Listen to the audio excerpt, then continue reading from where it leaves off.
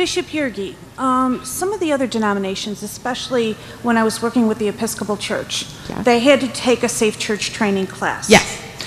And some of the practices that even the pastors do of having, if they're working with a youth, they have a second person in the building.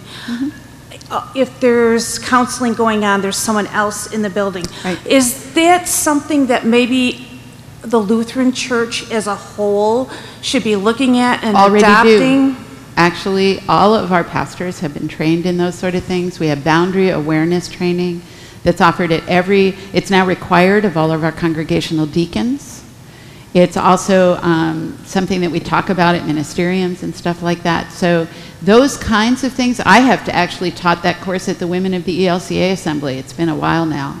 And one of the things I recommended is maybe we'll do it again in another, not this year, but it is available, and the Lutheran Church, we have actually one of the best books, it's online, that talks about how to make safe church, and we have made those resources available forever. Have they gotten to every person? No, but they are available. Is it maybe then something that some of the should be required of pastors as a refresher course if they've taken it a while ago? Every year we recommend that every pastor get a refresher course at least once every 5 years.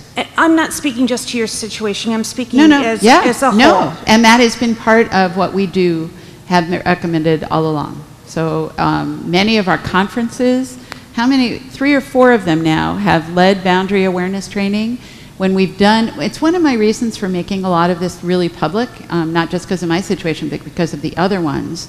And so we're going to ministerium meetings and talking about this stuff, doing exactly that. So we're already in process, and if it hasn't come anywhere near you, or if your church wants to host something, we'd be happy to get a resource there to do something for a whole congregation if they would want it.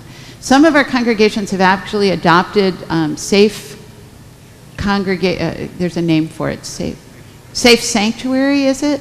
And have trained all of their Sunday school teachers and all of the people who work with youth.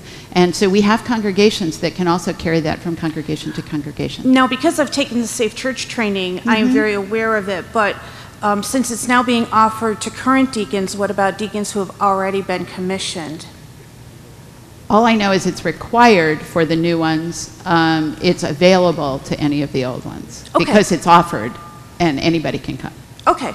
Great. Thank you. Good question. There are great resources online, the ELCA website. Barbara Keller is going to be coming later this year. She is the ELCA person who works in misconduct and prevention. And she's going to be doing some work with some of the pastors who are working in the congregations that have been affected by this. It's called Aftercare, but she, I know, would do anything that we asked her to do to be available to help others to answer some of these questions. Thanks.